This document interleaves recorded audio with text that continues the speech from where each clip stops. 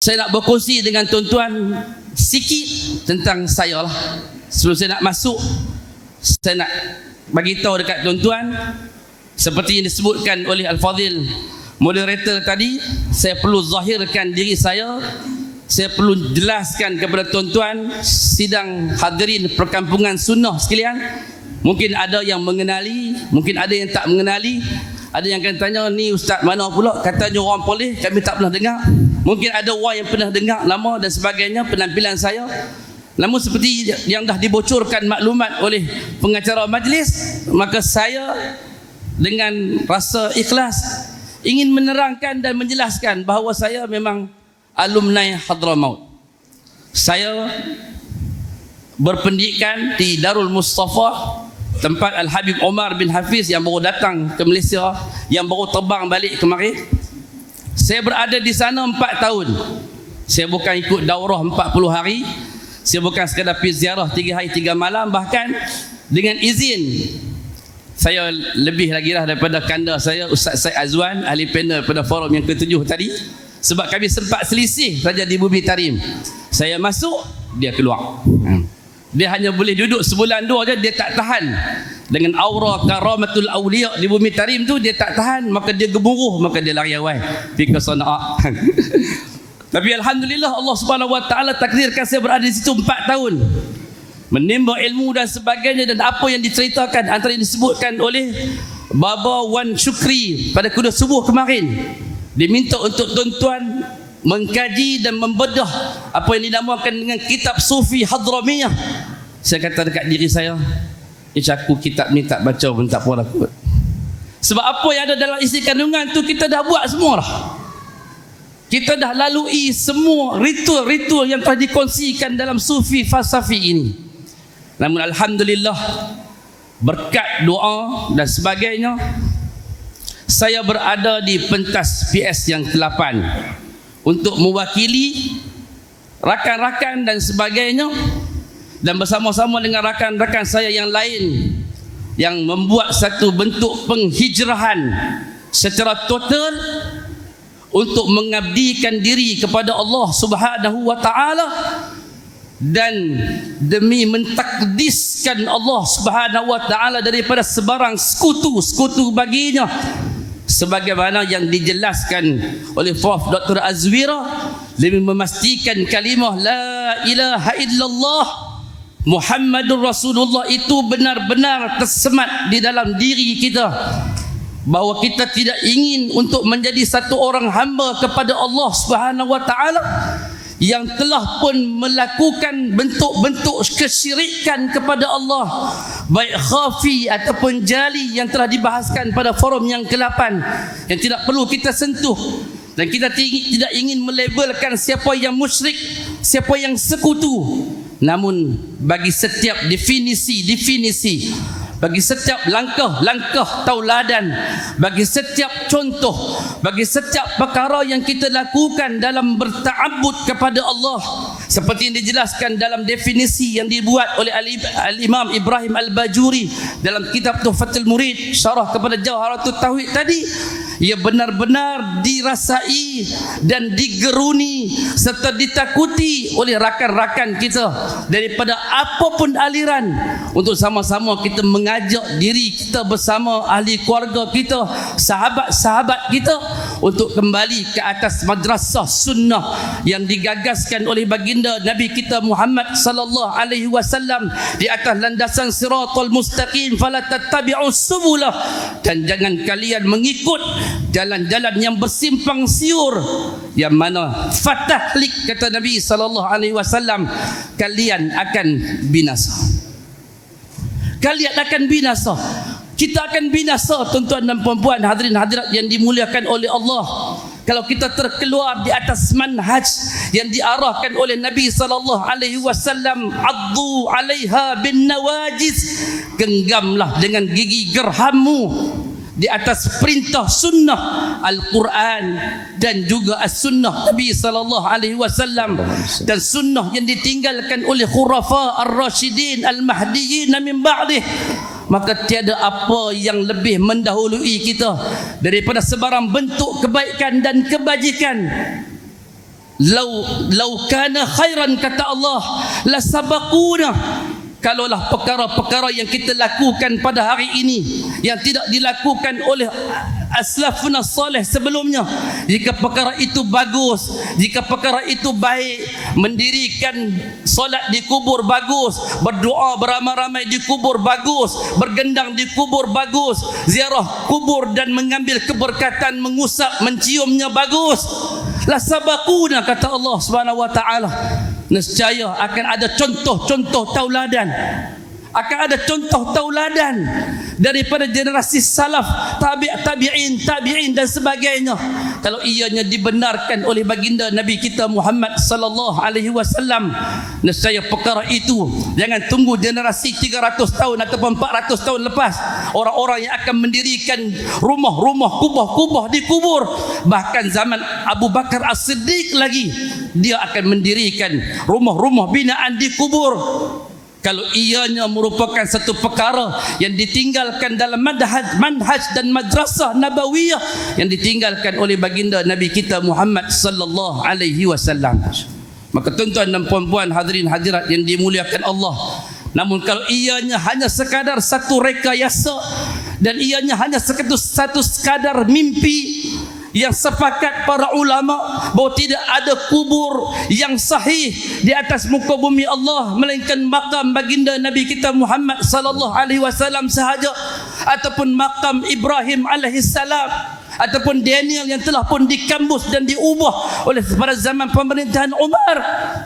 Maka kenapa perlu ada makam-makam yang dijadikan sebagai tempat ibadah oleh umat Islam? Kita menukar konsep ziarah kepada satu konsep peribadatan. Di satu tempat kita duduk di sana 5-6 hari untuk mencapai sebahagian daripada kata-kata nenek moyang kita, padahal ianya tiada sandaran daripada apa yang dibawa oleh baginda Nabi kita Muhammad sallallahu alaihi wasallam. Mereka dengan jalan mereka, kita dengan jalan kita. Yang penting kita mengajak sekalian masyarakat yang dia hadir, yang berada di media sosial, untuk sama-sama melakukan muhasabah. Kita tidak menilai tentang kezuhudan, kita tidak bercakap tentang ilmu, kita tidak mengkeji tentang serban, kita tidak menghina tentang syal ataupun rida yang kita galas di atas bahu kita.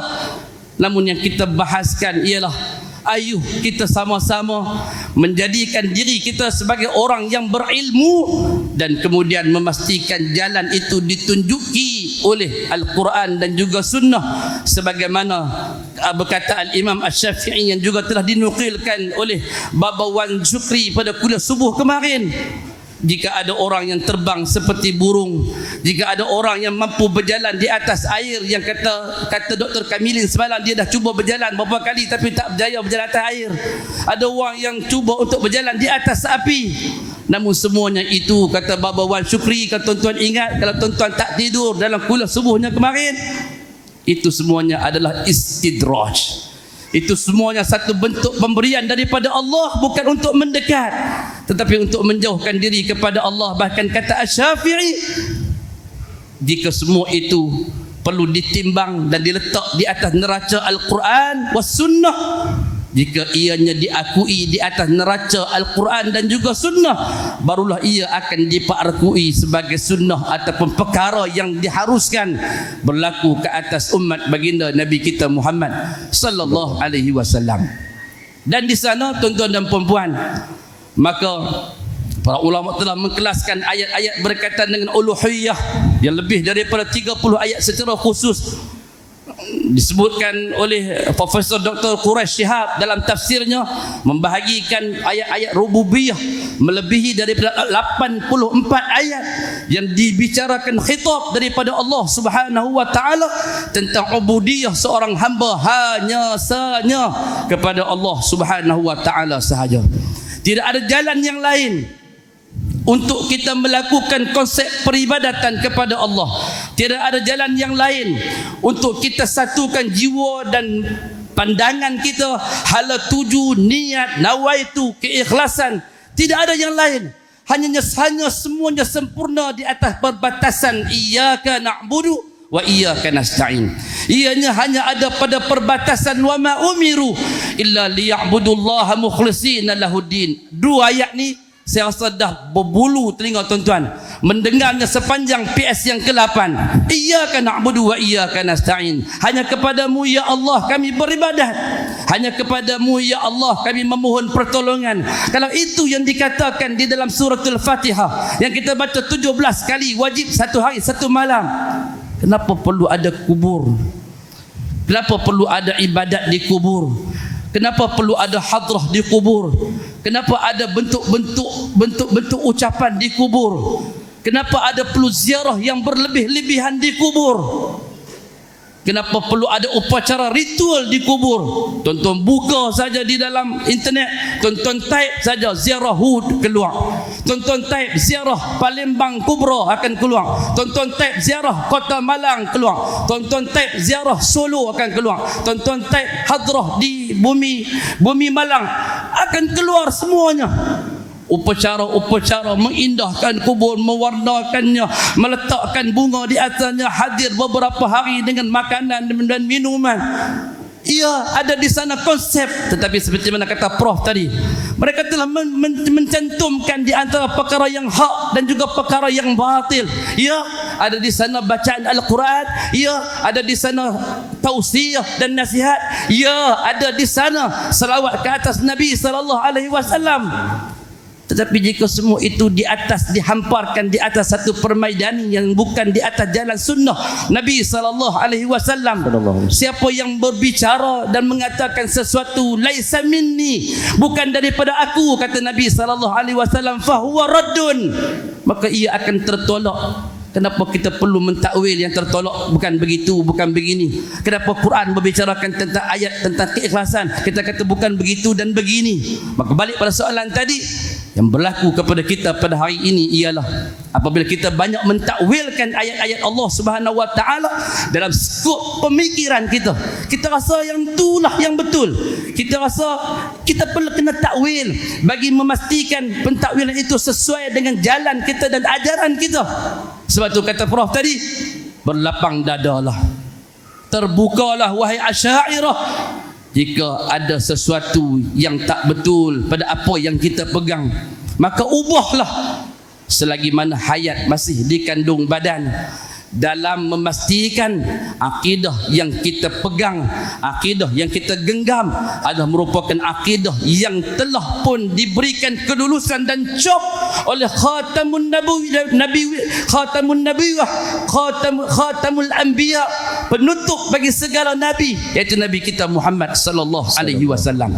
Hadirin hadirat yang dimuliakan Allah Subhanahu wa taala sekalian, saya akan tinggal sikit masa untuk ayahanda Prof. Saya nak sebut sikit dalam satu ungkapan yang telah saya sediakan, saya tulis siap-siap sebab saya tak nak saya tergelincir. Yang pertama saya nak sebutkan tentang Allah berfirman, ya ayyuhalladzina amanu qad ja'akum burhanun min rabbikum wa anzalna ilaikum nuran mubina. Itu satu. Wahai orang-orang, wahai umat manusia, sesungguhnya telah datang kepada kamu bukti daripada Tuhan. Kita telah membuktikan dengan pelbagai dalil dan hujah sepanjang hari pertama sampai malam ni. Bukti dan hujah daripada Alkitab dan juga sunnah. Qad ja'akum burhanun min rabbikum. Ini bukan bukti dari lisan-lisan asatizah kecil dan lemah seperti kami, tapi ini bukti yang kami bawakan daripada Al-Quran dan juga As-Sunnah. Juga saya nak sebutkan di sini bahawa ada seorang penceramah popular sebelum ni 2-3 minggu lepas melempar satu tuduhan pok-pok Wahabi itu dia banyak tak baca kitab Quran. Sebab tu kita bahas ayat Quran, dia bukan faham. Kalau dia main duduk perkampungan sunnah, dia akan tahu berapa puluh ayat-ayat Al-Quran yang dihadam, yang dibahas di perkampungan sunnah ni. Bahawa manhaj ini bukan manhaj yang hanya berpegang kepada hadis sahih sahaja, tapi manhaj ini yang pertama berpegang dengan Alkitab dan juga Alkitab Al-Quran yang dibawa oleh baginda Nabi kita Muhammad sallallahu alaihi wasallam daripada Allah Subhanahu wa taala. Itu yang pertama. Yang kedua yang saya sentuh di sini ialah dalam bentuk pengabdian diri kepada Allah Subhanahu wa taala, letakkan satu konsep keyakinan dalam diri kita. Saya nak baca satu ayat yang telah saya susun tak berapa lah sedap, tapi bolehlah untuk dikongsikan dalam bentuk rububiyah kepada Allah, ta'abbud kepada Allah. Tuan-tuan dengarkan, seseorang yang sempurna pemahaman rububiyahnya akan menjadikan dia seorang yang tidak akan rela kehinaan dan kerendahan dirinya, melainkan hanya kepada Allah Subhanahu wa taala yang menciptakannya sahaja. Dia tak akan sujud kepada yang lain, dia tidak akan berdoa kepada yang lain, dia tidak akan mengharapkan syafaat kepada yang lain. Dia hanya akan merelakan kehinaan dan kerendahan dirinya hanya sahaja kepada Allah Subhanahu wa taala sahaja yang menciptakannya, yang memiliki dan mentadbir dirinya. Kalau begitu, kerana dia mahu dirinya menjadi dekat dengan Tuhan, maka dia hendaklah sayangkan dirinya. Bila dia dekat dengan Allah, Allah sayang pada dirinya, maka Allah akan terus mencurahkan kebaikan dan melindungi dirinya. Balik pada tadi, iyyaka na'budu wa iyyaka nasta'in. Kenapa perlu merasakan diri kita jauh? Kenapa perlu merasakan kita jauh? Kita perlu ada satu orang syekh, kita perlu ada satu orang tok guru untuk menyampaikan doa kita. Kenapa perlu untuk tulis surat dan dilemparkan ke dalam makam Imam Syafi'i untuk sampaikan hajat saya kepada Imam Syafi'i, dan Imam Syafi'i perlu sampaikan kepada Allah Subhanahu wa taala? Kenapa perlu? Sedangkan dalam surah Qaf Allah menyebutkan, inna khalaqnakum, kami yang menciptakan kalian, kata Allah, wa na'lamu ma tuwaswisu bihi nafsuh. Bukan sekat pada mata, bukan pada telinga, pada perbicaraan yang dikeluarkan, bahkan lintasan hati kalian, kata Allah, berada dalam pengetahuan kami. Wa nahnu aqrabu ilaikum min hablil warid, dan sesungguhnya kami ini sangat dekat kepada kamu, kata Allah, lebih dekat daripada urat halqum yang berada pada batang leher kalian. Kalau urat halqum ini lebih dekat pada diri kalian, kata Allah dengan menggunakan isim tafdil, aqrab, nahnu aqrabu ilaikum, kami lebih dekat kepada kamu, kata Allah, daripada urat yang berada pada halqum kalian. Oleh yang demikian, kenapa kalian memerlukan perantaraan antara diri kalian dengan Allah Subhanahu wa taala? Jika kalian mencintai Allah, yakinlah Allah Subhanahu wa taala juga mencintai kalian. Wallahu alam. Perkongsian yang sempat saya sampaikan, mudah-mudahan ianya memberikan bekas dan kesan, kerana saya bercakap daripada suara hati saya yang mengharapkan doa daripada tuan-tuan dan perempuan, dan berdoa kepada Allah setiap masa. Kita saling mendoakan di antara satu sama lain. Bukan saya nak memberikan syafaat kepada tuan-tuan, bukan saya mengharapkan syafaat daripada tuan-tuan, tapi kita saling mendoakan antara satu sama lain agar kita berada di atas landasan dan manhaj yang sahih sampai nyawa kita dicabut oleh Allah dan kembali kepada Allah Subhanahu wa taala dengan keadaan selamat. Illa man atallaha biqalbin salim, dengan hati yang penuh keselamatan daripada syirik, khurafat, tahyul yang merosakkan akal yang waras. Sekian, assalamualaikum warahmatullahi wabarakatuh. Waalaikumsalam.